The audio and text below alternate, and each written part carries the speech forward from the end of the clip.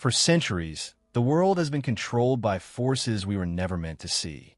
Hidden groups, secret rituals, and decisions made behind locked doors that shaped wars, money, governments, even your daily life. Tonight, we uncover the dark history of the world's most powerful secret societies and the truth they never wanted exposed. From the ancient mystery schools of Egypt to the boardrooms of Silicon Valley, from medieval knights to modern presidents, these organizations have operated in the shadows for thousands of years. But who are they? What do they want? And most importantly, are they still pulling the strings? Chapter 1: The Birth of Secret Societies. To understand secret societies, we must first ask, why do they exist at all? From the dawn of civilization, humans have always formed exclusive groups, tribes within tribes, circles within circles, those who knew and those who did not. In ancient Egypt, only the highest priests were allowed to enter the inner sanctums of the temples.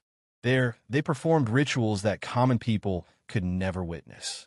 They studied mathematics, astronomy, medicine, knowledge considered sacred and dangerous. These weren't just religious centers. They were schools of power.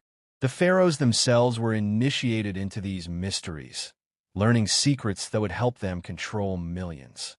In ancient Greece, the Eleusinian mysteries promised initiates a glimpse of the afterlife. For over 2,000 years, these ceremonies were performed in absolute secrecy. Breaking that oath meant death. Famous philosophers like Plato and Aristotle were initiated. Roman emperors traveled hundreds of miles to participate. What did they see? What did they learn? We still don't know. The secret died with them. But here's what we do know. These societies all shared something in common. They believed that certain knowledge was too powerful for the masses, that the world needed to be guided by enlightened few. As empires rose and fell, this tradition continued. In medieval Europe, alchemists formed secret guilds, searching for ways to turn lead into gold, and perhaps unlock the secrets of immortality. The Knights Templar, warrior monks who protected Christian pilgrims, became one of the most powerful organizations in Europe. They created an early banking system, amassed unimaginable wealth, and answered to no king. Until 1307, when King Philip IV of France, deeply in debt to the Templars, ordered their mass arrest. Accusations flew: heresy, devil worship, secret rituals. Many were tortured and burned at the stake. But some believed the Templars didn't disappear. They went underground. Their knowledge, their wealth, their secrets passed on to other groups that would rise in the centuries to come. By the Renaissance, Europe was a powder keg of change. The printing press spread ideas like wildfire. The Protestant Reformation challenged the Catholic Church's monopoly on truth. Scientists questioned ancient beliefs. In this chaos, new secret societies emerged. Groups that promised to preserve ancient wisdom. Organizations that claimed to know the true structure of reality. Brotherhoods that swore to reshape the world. And among them all, one would rise to become the most influential secret society in history.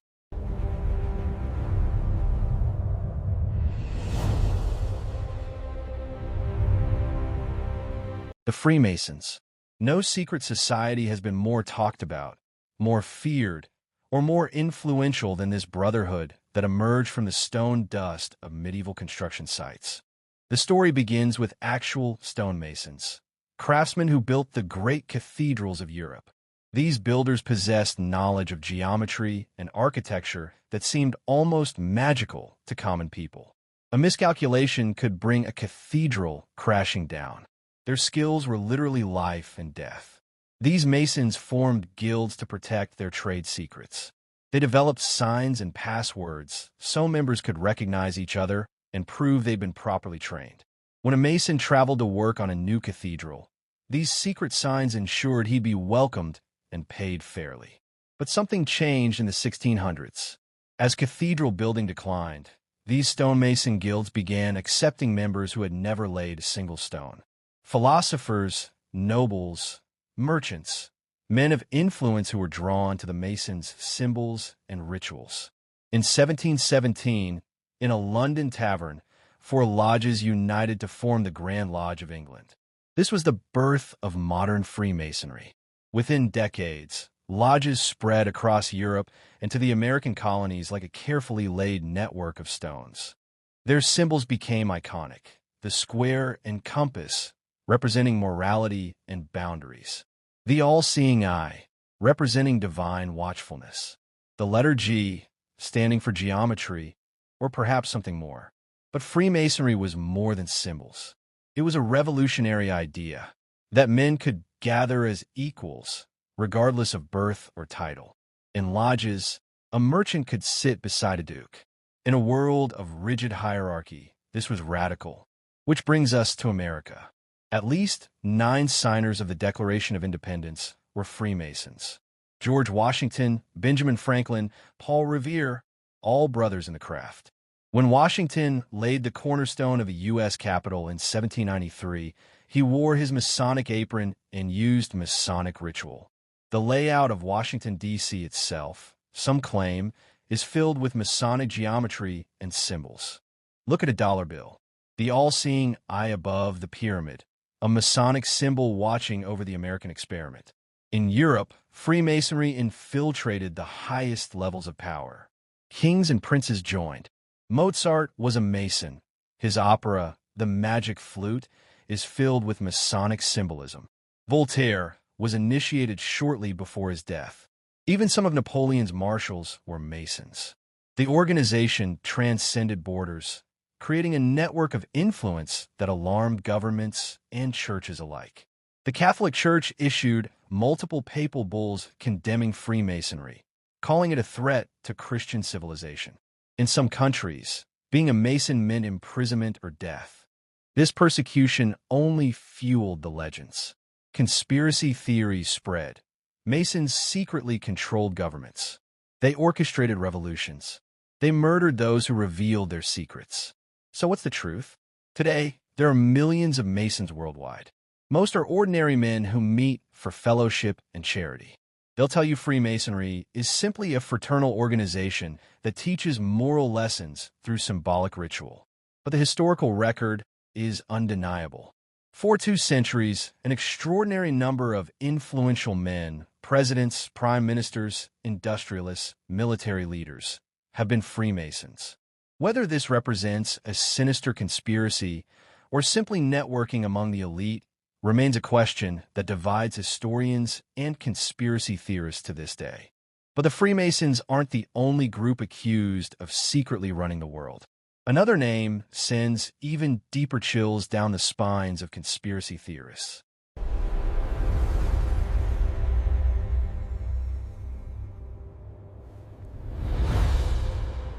The Illuminati. Just hearing the name conjures images of shadowy figures controlling world events from behind the scenes. But who were they really? And do they still exist? The story begins in Bavaria, 1776. The same year America declared independence. A law professor named Adam Weishaupt founded the Order of the Illuminati. Weishaupt was a former Jesuit who had become disillusioned with religious authority. He believed society was held back by superstition and the power of the church. His solution? Create a secret society to spread Enlightenment ideals. The Illuminati recruited from universities and Masonic lodges.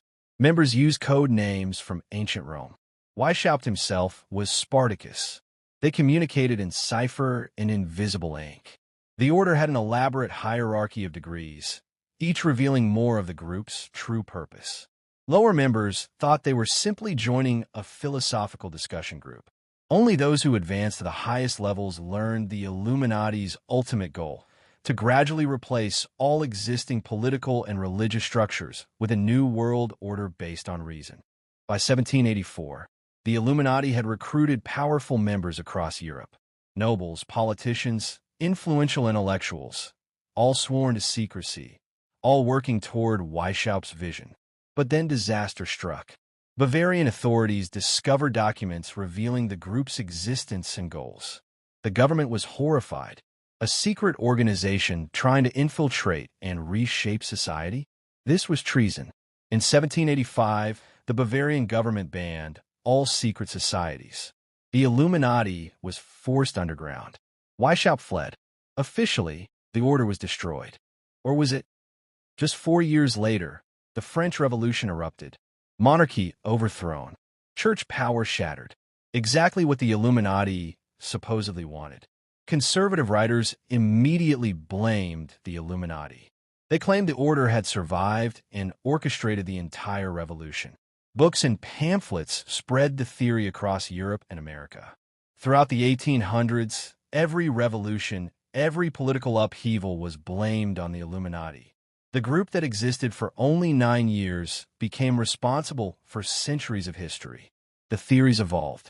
In the 20th century, conspiracy theorists claimed the Illuminati survived by merging with Freemasonry, creating a super-secret group controlling world banks, starting world wars, and manipulating elections. Today, the Illuminati has entered pop culture. Musicians throw up triangle hand signs. Music videos are analyzed frame by frame for hidden symbols. Every major world event spawns Illuminati theories within hours. Believers see Illuminati symbolism everywhere: corporate logos, architecture, even a pyramid on the dollar bill. They claim the group has infiltrated every level of society, working toward a new world order, a single global government. Skeptics and historians argue this is fantasy. The Illuminati was a real organization, yes, but it existed for less than a decade and never had more than a few thousand members. The conspiracy theories, they say, tell us more about our fears than about reality. But here's what we can't deny. Weishaupt's ideas were real. His organization did attempt to secretly influence society. In the template he created, a hierarchical secret society working to reshape the world, has inspired countless imitators. Whether the original Illuminati survived doesn't matter. The idea survived. And ideas, as any secret society knows, are the most powerful force in the world. Speaking of powerful ideas, let's turn to a secret society that definitely still exists. One that has produced presidents, Supreme Court justices, and captains of industry. One hidden in plain sight at America's most prestigious university.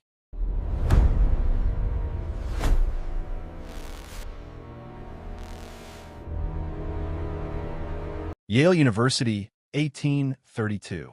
Among the ivy-covered buildings and halls of learning, a new secret society was born.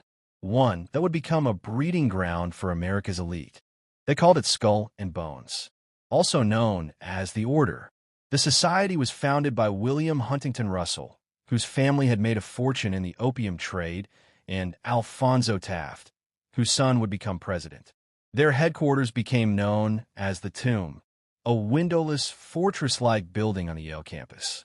What happens inside has been one of America's most closely guarded secrets for nearly 2 centuries. Every year, 15 Yale juniors are tapped for membership. The selection happens in secrecy. Those chosen are usually the campus elite, athletes, editors of the Yale Daily News, student government leaders. But the criteria for selection remain mysterious. The initiation ritual is deliberately shocking.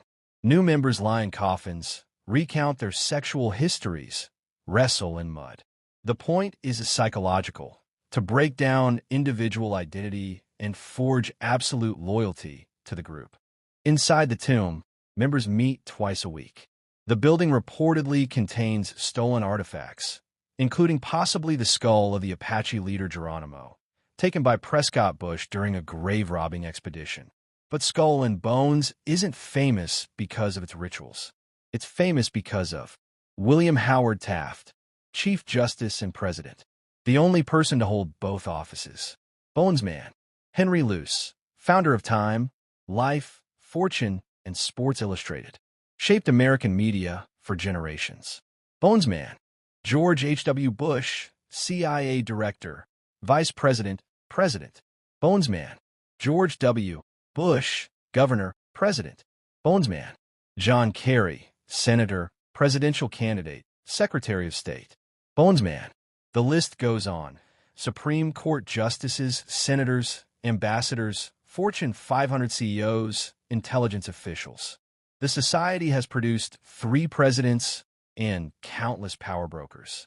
In 2004, both major presidential candidates were Bones men. When asked about it, Bush laughed and said, "It's so secret we can't talk about it." Kerry gave essentially the same answer. The real power of Skull and Bones isn't mystical. It's social capital. Members call themselves knights and call all other people barbarians. Once initiated, a Bones man has access to a network of extraordinarily powerful individuals who are oath-bound to help each other.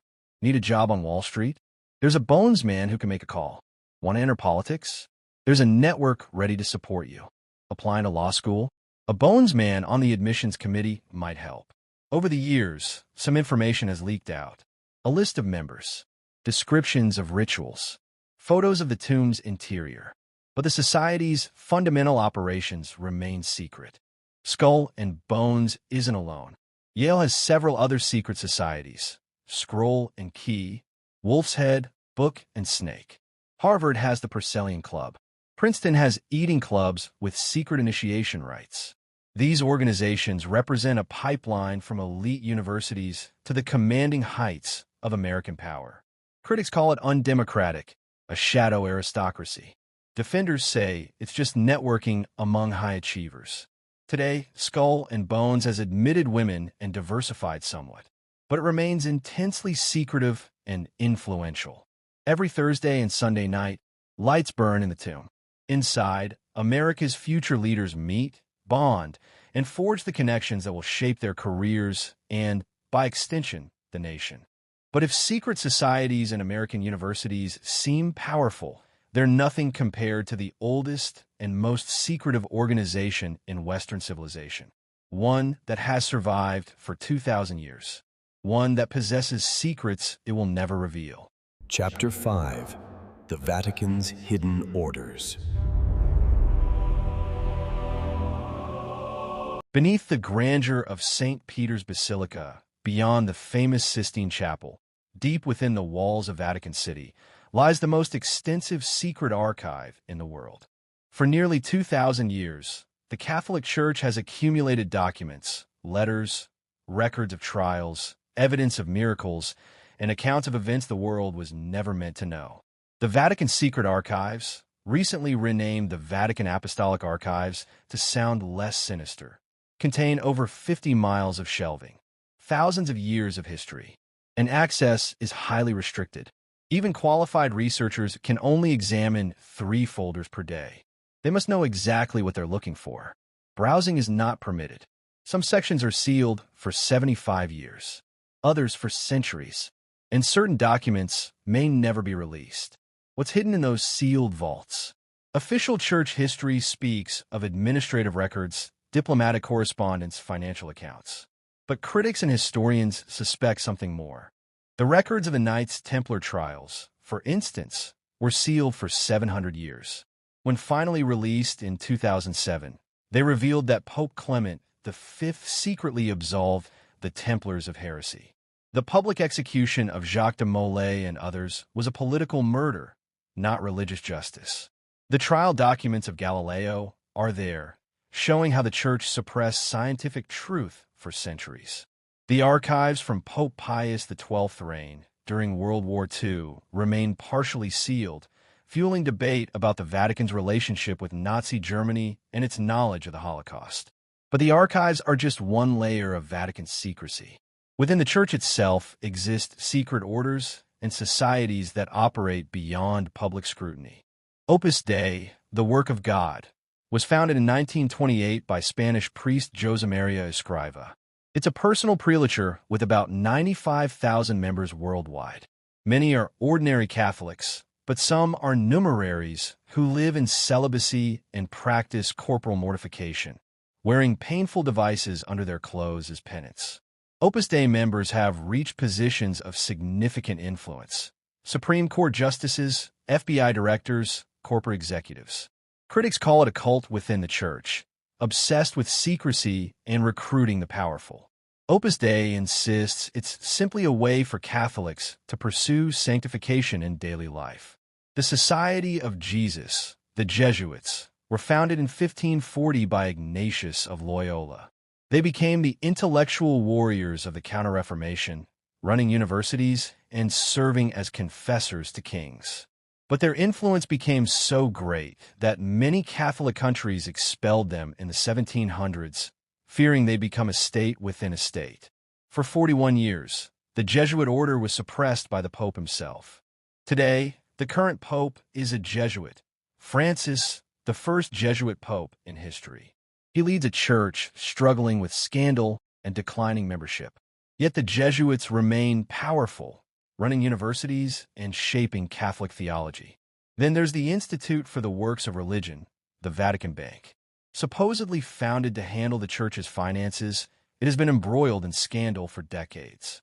In 1982, Roberto Calvi, known as God's banker, was found hanging under Blackfriars Bridge in London. His death was initially ruled suicide, then murder. Calvi had been chairman of Banco Ambrosiano, which collapsed with ties to the Vatican Bank, the Mafia, and possibly Freemasonry. Multiple investigations have accused the Vatican Bank of money laundering, helping wealthy Italians evade taxes, and serving as a conduit for questionable funds from around the world. The Church insists on reforms, but the institution's opacity makes verification impossible. The Vatican is a sovereign nation with its own laws, its own courts, and no obligation to transparency. And then there are the secrets the Church wishes it could keep forever. The sexual abuse scandals that have rocked Catholicism worldwide revealed a pattern of cover-up stretching back decades. Bishops moving abusive priests from parish to parish. Evidence being destroyed. Victims being silenced with settlements and non-disclosure agreements. A system designed to protect the institution at all costs. The Catholic Church is not unique in having secrets. Every large, old institution does. But few institutions are as old, as secretive, or as powerful.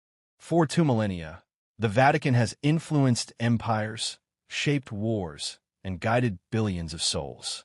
What else lies in those sealed archives? What other orders operate in the shadows of the Church? Some secrets we may never know. Some doors will never open. And perhaps that's exactly how they want it.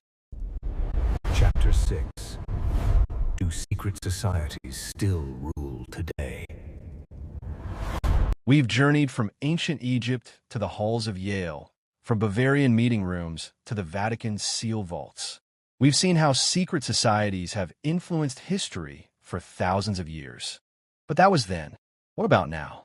In our age of transparency, surveillance, and social media, can secret societies still exist? And if they do, are they still pulling the strings? Consider the Bilderberg meeting. Every year since 1954, approximately 130 of the world's most powerful people gather at a luxury hotel. Prime ministers, CEOs, central bankers, tech titans, media moguls. The meetings are closed to the press. No minutes are published. Attendees are forbidden from attributing statements to specific individuals. What are they discussing? They say it's informal debate about major global issues. Critics say they're coordinating policy for the entire Western world. Then there's the World Economic Forum in Davos, Switzerland. Unlike Bilderberg, Davos is semi-public. But the real action happens in private meetings between sessions, where deals are made and alliances are formed away from cameras. In Silicon Valley, tech billionaires form invitation-only clubs and groups.